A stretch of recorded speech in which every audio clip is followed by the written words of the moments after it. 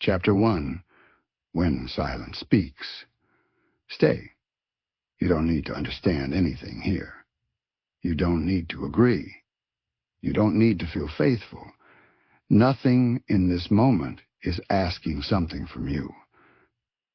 You are not being tested. You are not being examined. You are not late. If you came here tired, stay tired. If you came here confused, stay confused.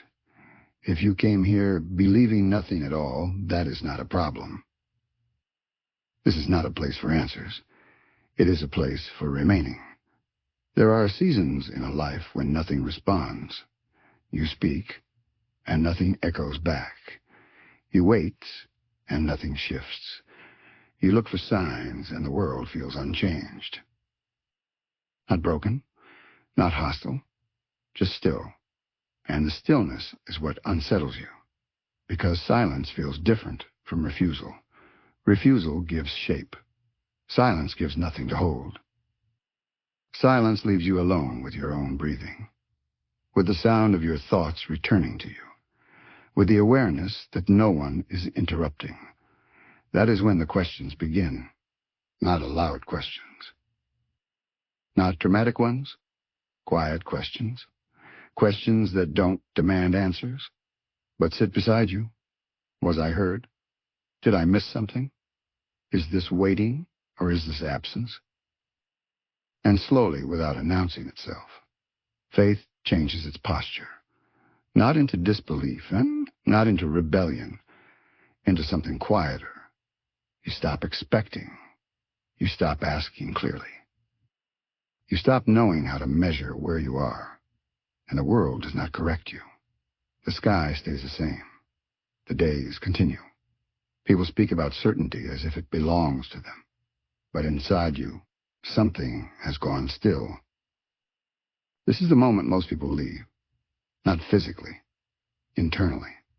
They fill the silence with noise. They explain it away. They rush past it. Because staying feels like standing in an empty room too long. But you are still here, and that matters more than you think. Silence is not nothing. It only looks that way from the outside. Silence removes feedback. It removes reassurance. It removes the small comforts that tell you where you stand. And when those are gone, you are left with what is real. Not what feels real, what remains. This is not where faith disappears. This is where it stops performing. When no one is responding, you find out what you were actually listening for. Approval, relief, control, certainty. Silence strips those away gently, but completely. You don't notice it all at once. It happens slowly, like eyes adjusting to darkness, like sound fading after a door closes. At first you wait for the noise to return. Then you realize it may not. And that realization is heavier than doubt, because doubt argues. Silence does not. Silence doesn't push back. It doesn't explain itself. It doesn't reassure you that this is meaningful.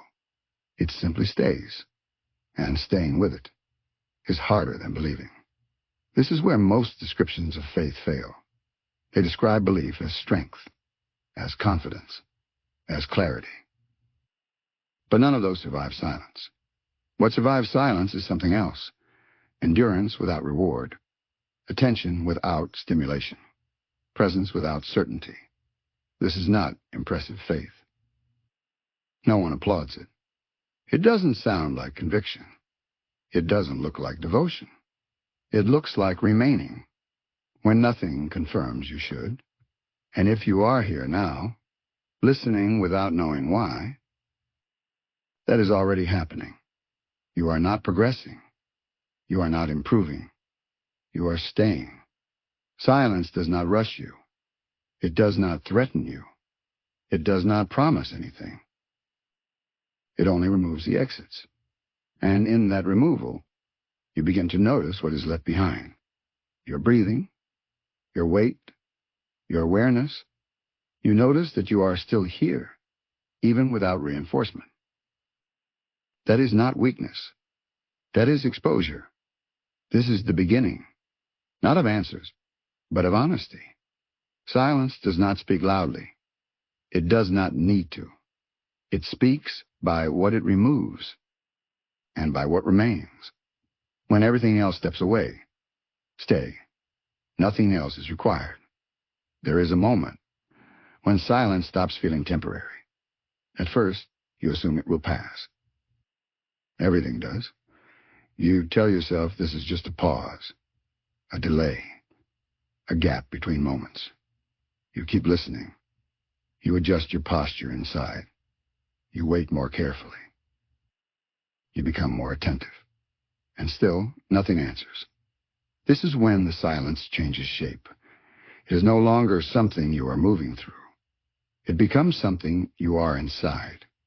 Days pass without announcement. Weeks lose their edges. The calendar keeps moving, but your expectations stop. Not because you gave up, because you learn not to anticipate.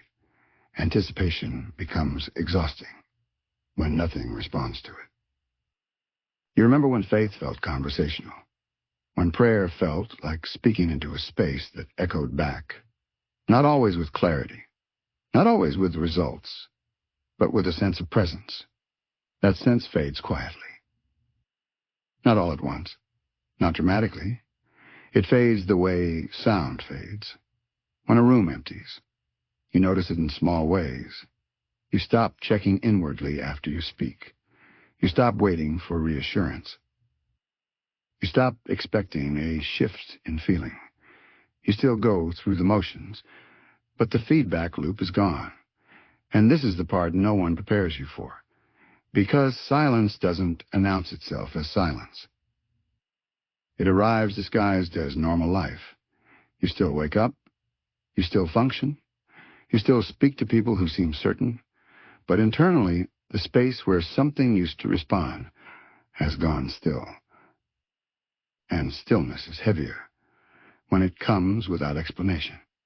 You begin to wonder if the silence is a message, not because you want it to be, but because not knowing feels unbearable. You replay moments. Did I miss something? Did I misunderstand?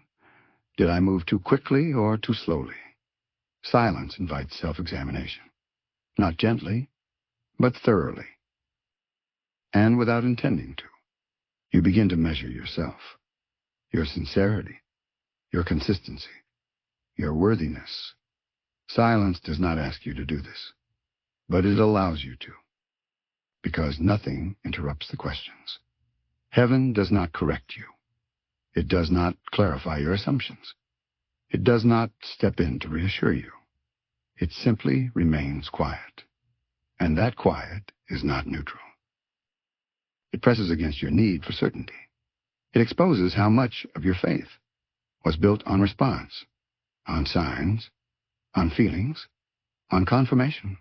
When those are gone, faith feels suddenly undefined. Not wrong, undefined.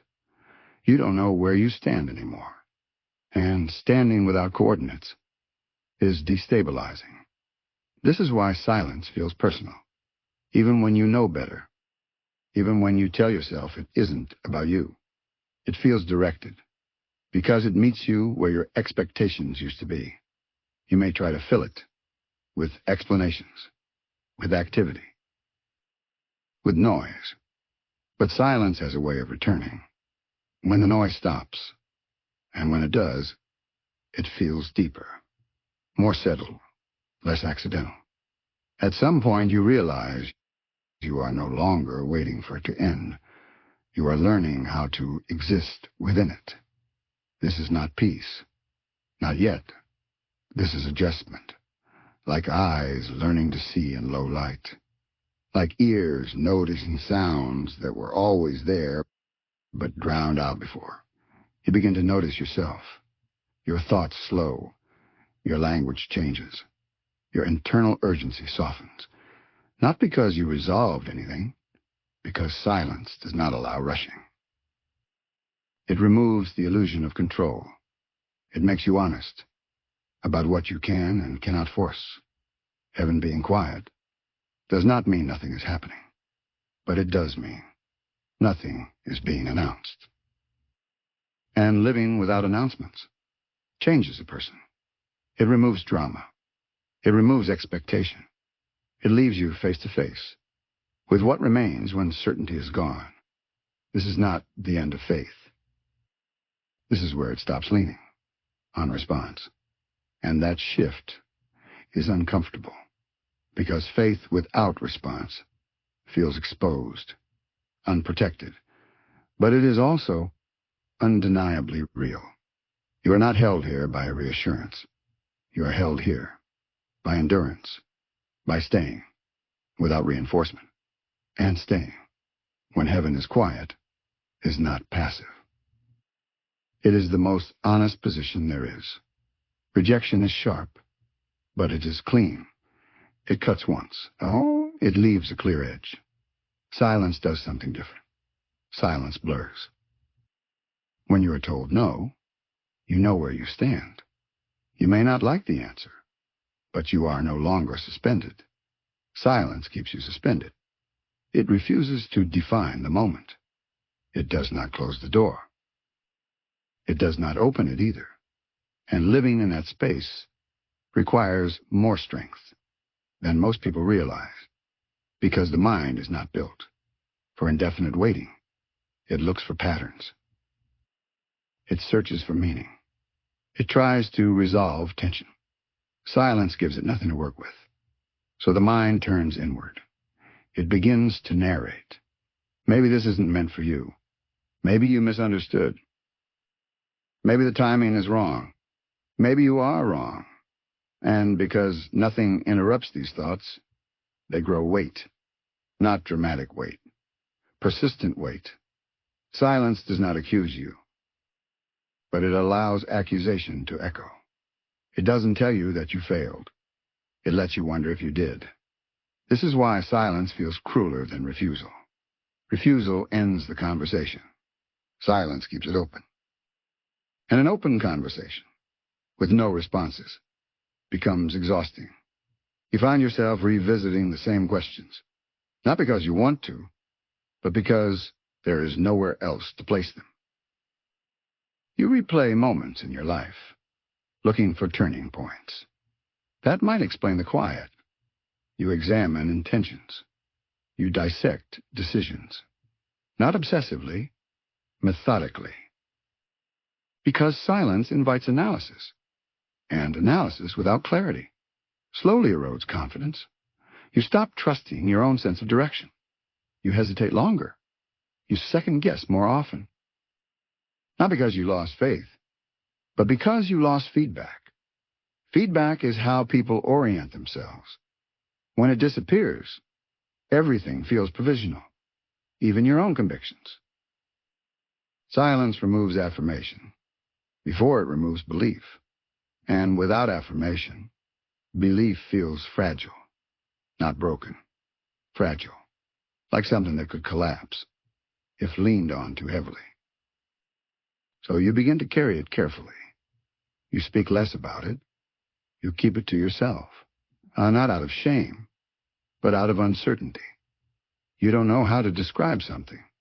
That no longer answers back. This is where many people misinterpret silence. They think it means they are being punished, or corrected, or ignored. But silence does not need to mean any of that. To hurt. It hurts because it refuses to locate you. It doesn't say you are right. It doesn't say you are wrong. It leaves you in between. And being in between is harder than choosing a side. In between, you cannot resolve tension. You cannot move forward decisively. You cannot retreat honestly. You are forced to remain present, without clarity. That presence is uncomfortable, because it exposes how much of faith was tied to outcomes, to reassurance, to confirmation. Silence removes outcomes, without removing responsibility. You are still here, still believing, still showing up. But now, you do it without knowing what it will lead to. This is why silence tests endurance, more than belief. Belief can survive a number. Endurance must survive uncertainty, and uncertainty lingers. It follows you into ordinary moments. It sits quietly in the background of your days.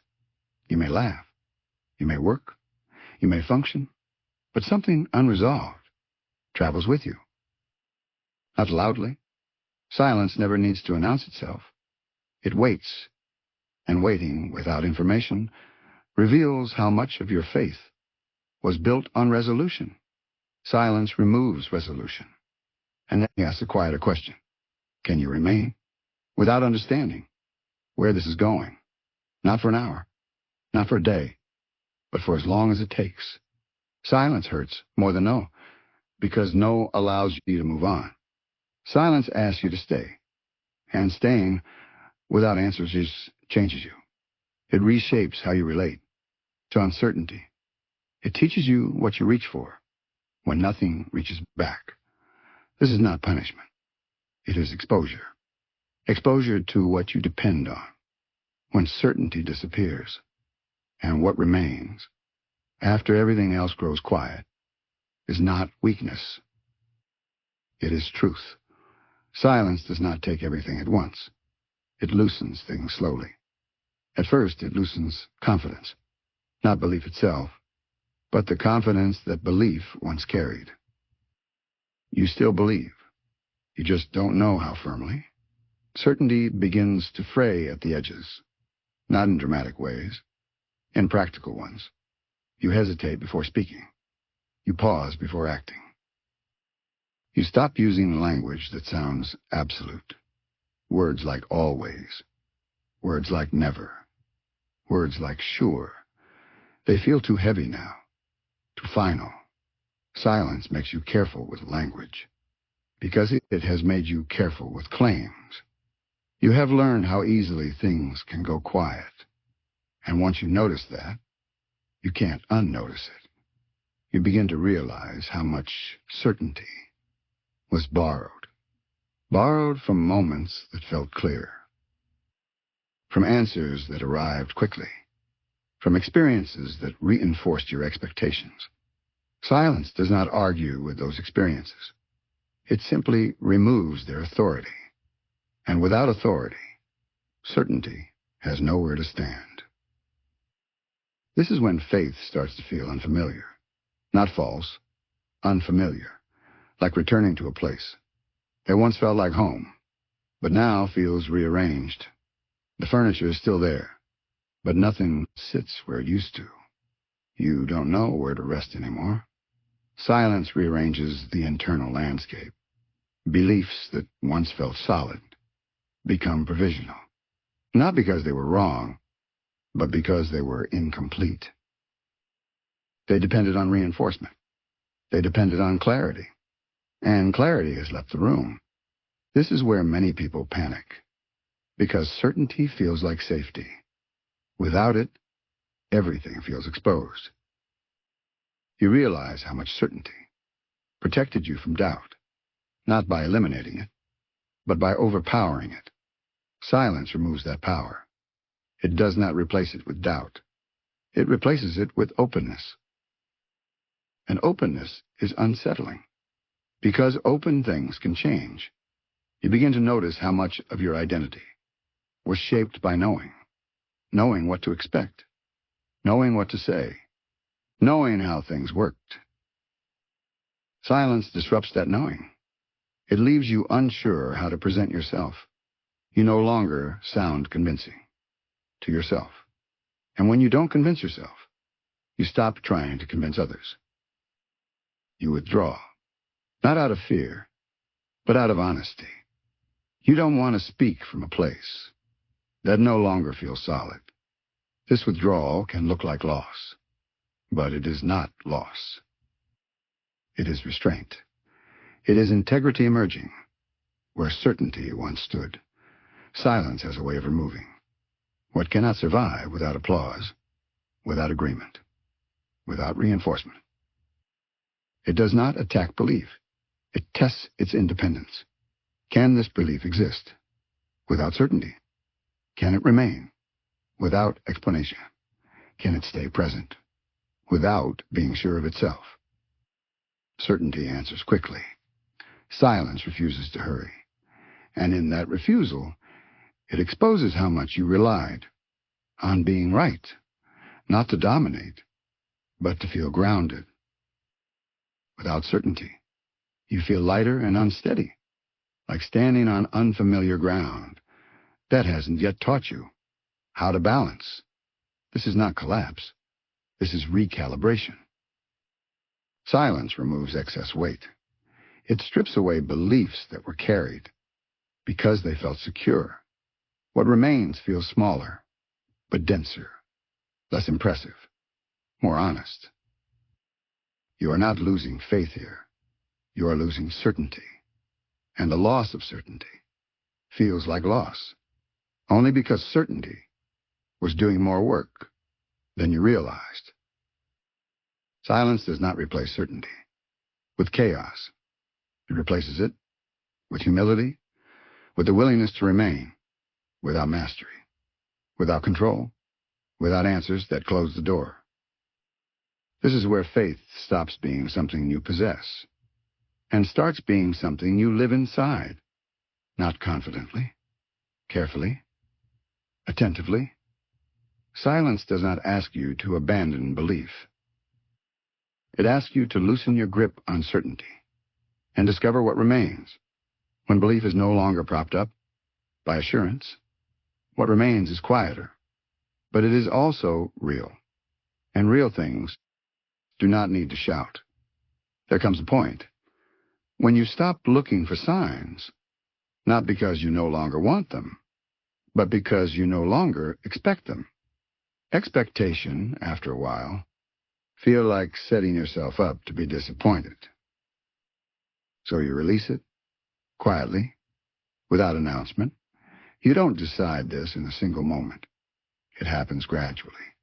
You stop scanning your emotions for confirmation. You stop measuring your days by how they feel. You stop interpreting every small shift as a message. The signals disappear, and with them goes the habit of decoding. Faith without signals feels empty at first, because signals gave structure.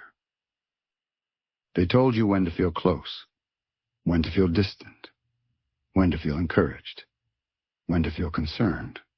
Without them, you are left without markers. No green lights, no warnings, no reassurance that you are on the right path, just movement. You wake up, you live your day, you return to rest, and somewhere inside all of that, faith remains. But quietly, not as a feeling, not as an experience, as a posture. You continue, not because something is responding, but because stopping would feel dishonest. This is where faith becomes weight-bearing. Not dramatic, not inspiring, functional. It supports your life without asking to be noticed. You stop expecting faith to feel alive. You begin to understand that aliveness is not always loud. A heartbeat is quiet. Breathing is quiet. The most essential functions rarely announce themselves. Faith without signals works the same way. It does not excite you. It does not comfort you. It steadies you. This steadiness is unfamiliar because you were taught to equate faith with emotion, with intensity, with passion. Silence dismantles that equation. It reveals how unreliable emotion is as a measure of truth. Feelings rise and fall, signals come and go, but steadiness remains. Faith without signals is not sustained by enthusiasm. It is sustained by presence, by choosing to remain engaged, even when nothing feels rewarding. This kind of faith does not ask what it will receive in return. It asks what kind of person you are becoming by staying. You may not notice the change immediately. There are no markers, no milestones, but slowly you become less reactive, less dependent on affirmation, less shaken by absence. Not because you care less, but because you are learning how to exist without constant feedback. Feedback is addictive. It keeps you checking. It keeps you adjusting. It keeps you oriented outward. Silence removes feedback and forces orientation inward. You become aware of your own motives, why you stay, why you believe, why you continue. Without signals, those answers must be honest. You cannot hide behind excitement. You cannot borrow energy from reassurance. You stay because staying aligns with who you are becoming. That alignment feels quiet, unimpressive, but it is strong. Faith without signals does not look like devotion. It looks like consistency, like showing up without expecting a response, like holding space without needing to fill it. This is not resignation. It is commitment without reward. And that kind of commitment changes how you relate to everything else. You become less desperate for validation, less afraid of silence in other areas of your life, because you have learned how to remain present without being confirmed. Faith without signals teaches you something subtle. That presence is more durable than passion, and durability is what carries you through long stretches of quiet. This is where faith stops asking to be felt. It simply exists, and in that existence, it holds you more steadily than excitement ever could. Most change does not announce itself.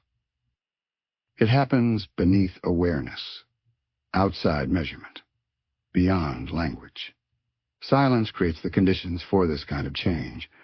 When nothing is responding, there is nothing to perform for. No audience, no reaction, no immediate outcome. And without those, a different kind of work begins. Not the work of doing, the work of becoming. Invisible work does not feel productive. You cannot point to it. You cannot prove it happened. There is no before and after image. That captures the shift. You simply notice one day that you are not the same in ways you cannot easily explain. You react differently. You wait longer. You listen more carefully. Not because you decide to improve, but because silence slowed you down enough to notice what was already there. Silence removes urgency. Urgency demands results. Urgency pushes for progress. Silence refuses both. It creates space where growth can occur without being rushed into form. This is where most people grow impatient, because invisible work offers no reassurance. You cannot tell if anything is happening, and without evidence, the temptation is to abandon the process. But silence does not hurry because it is not concerned with appearance. It works at a pace that allows things to settle deeply. Surface change is fast. Deep change is slow. Silence favors depth. It reaches places that noise cannot access. Habits loosen. Reactions soften. Assumptions lose their grip.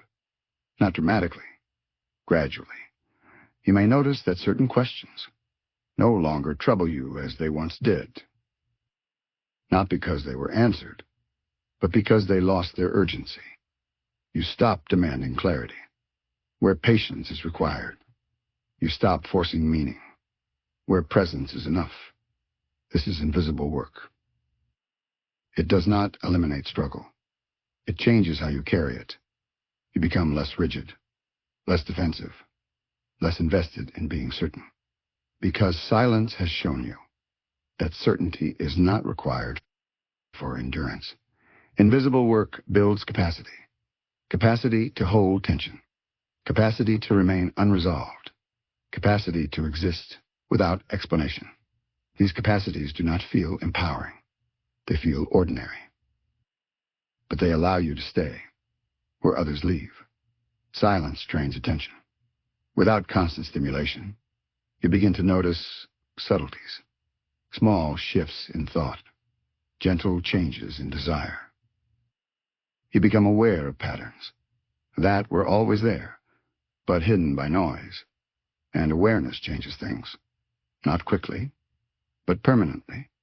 You no longer need to fix everything immediately. You no longer need to resolve discomfort as soon as it appears. You learn to sit with things. The sitting is not passive.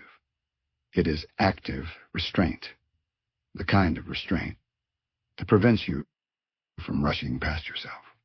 Invisible work strengthens what cannot be seen. Resilience, patience, honesty. These are not traits you acquire deliberately. They emerge when you stop interfering. Silence removes interference.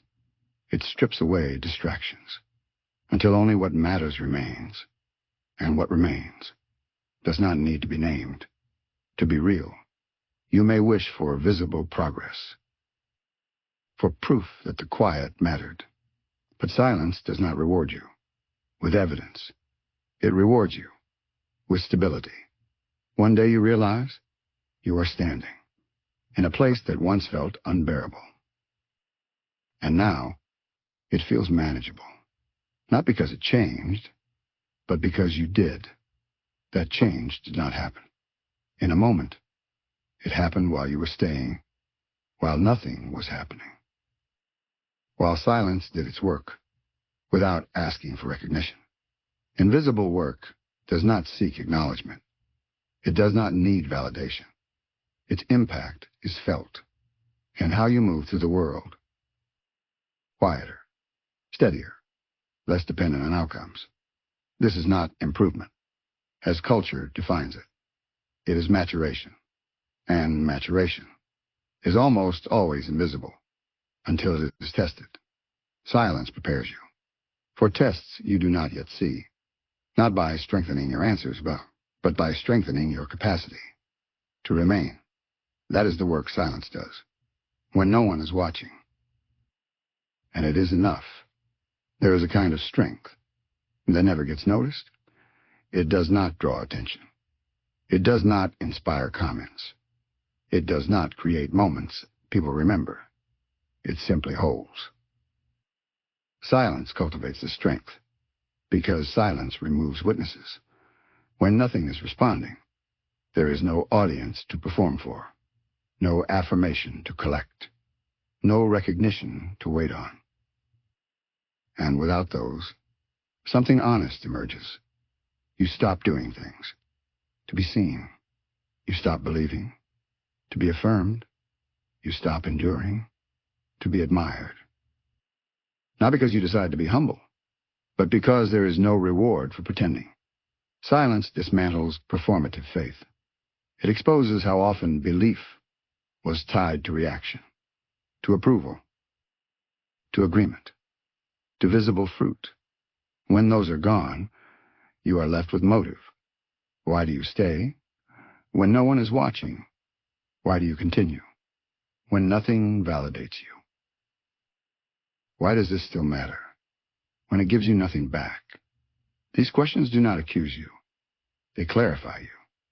They separate what was sustained by applause from what is sustained by conviction. Maturity begins there, not in certainty, not in clarity, in integrity. Integrity is quiet by nature. It does not announce itself. It does not need to prove anything. It aligns inner life with outer action, without spectacle.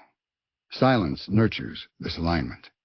Because alignment does not require noise, you may notice that you are less interested in convincing others. Not because you lost conviction, but because conviction no longer needs defense. You no longer measure faith by how confidently it can be explained. You measure it by how consistently it is lived. This is maturity without applause. It does not feel rewarding. In fact, it can feel lonely, because much of what people celebrate is no longer compelling to you. You are less impressed by certainty, less moved by declarations, less drawn to noise, not out of judgment, out of recognition. You know how fragile noise can be. Silence taught you that.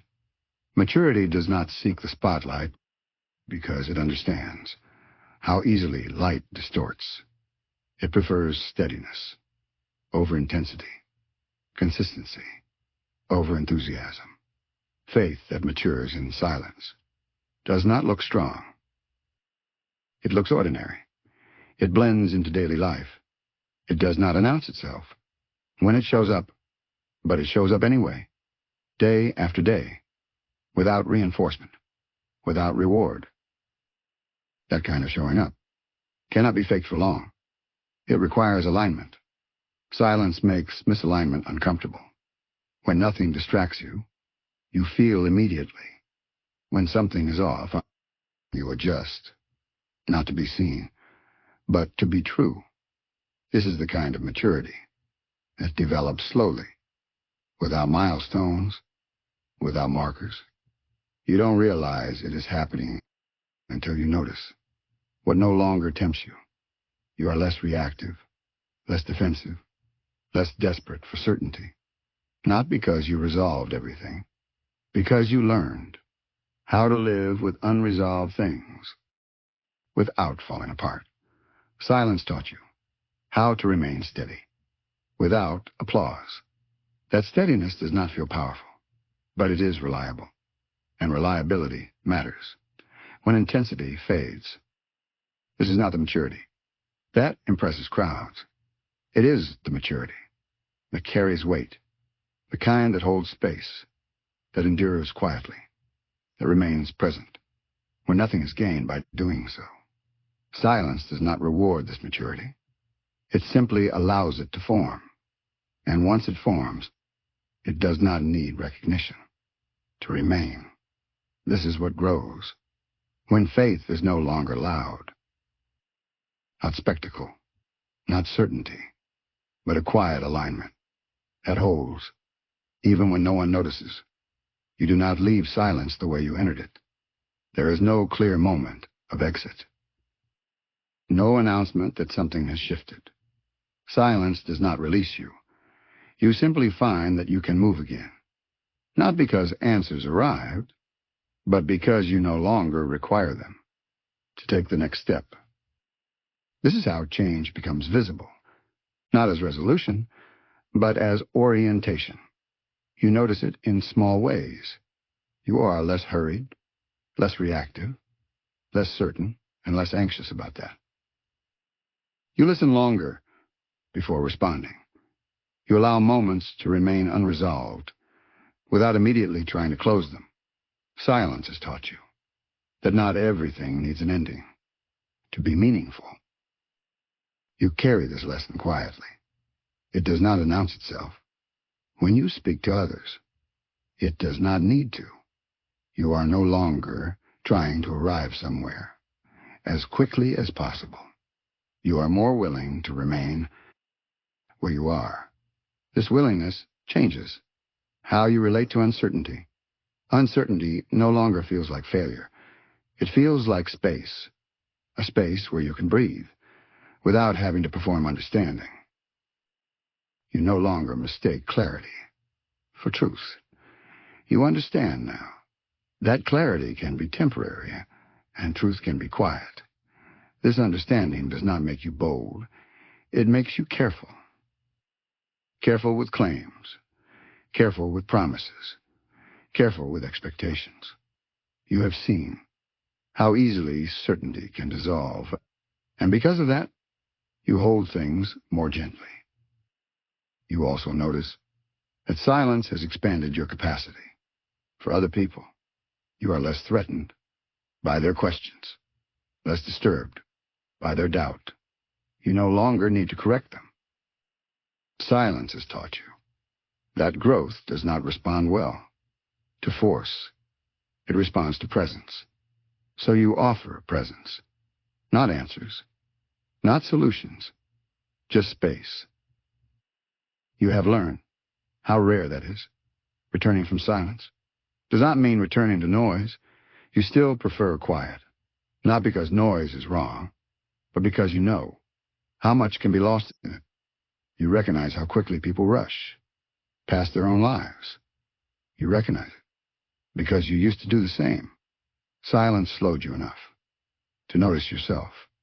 And once you notice yourself, it is difficult to return to constant distraction. You move differently now. You are not driven by urgency.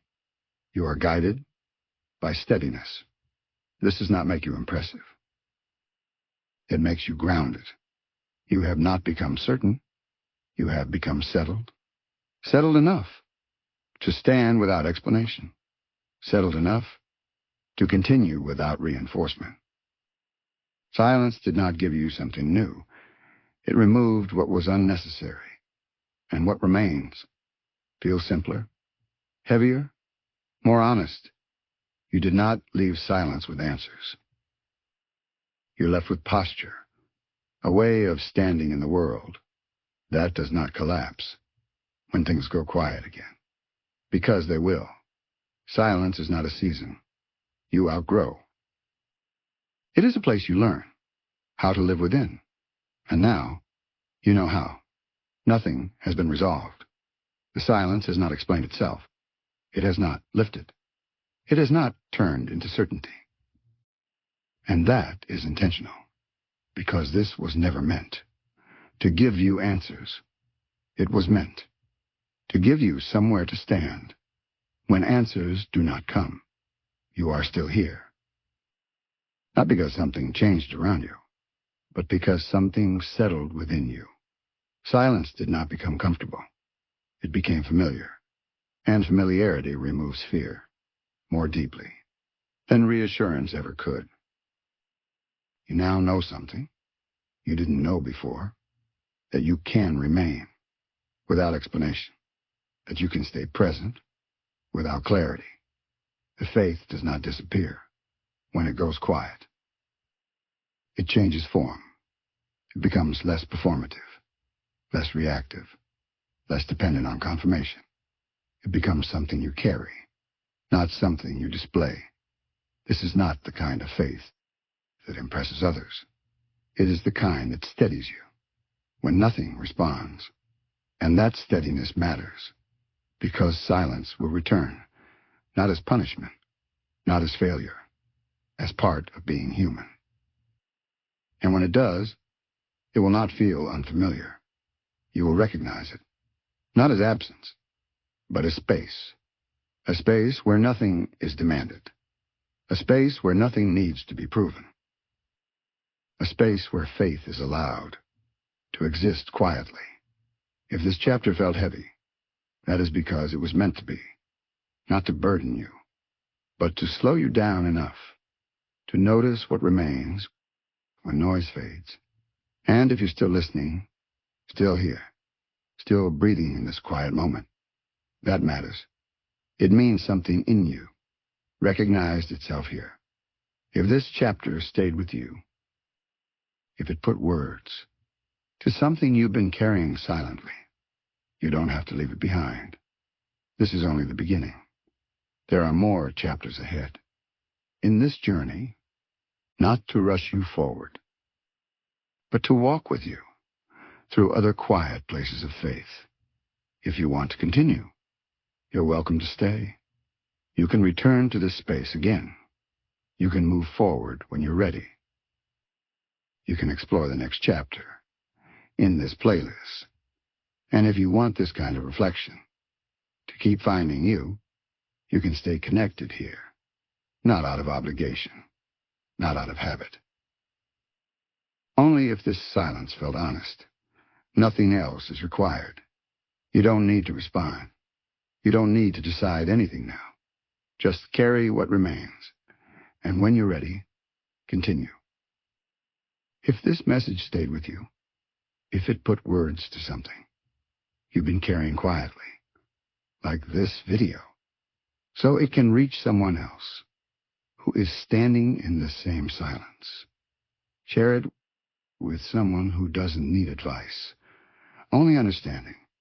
And if you want to continue this journey, subscribe to this channel and walk through the next chapter with us. This is not a series you rush. It's a place you return to. Continue the journey, watch the next chapter, When you're ready, you don't have to decide anything now. Just remember, silence did not break your faith. It shaped it.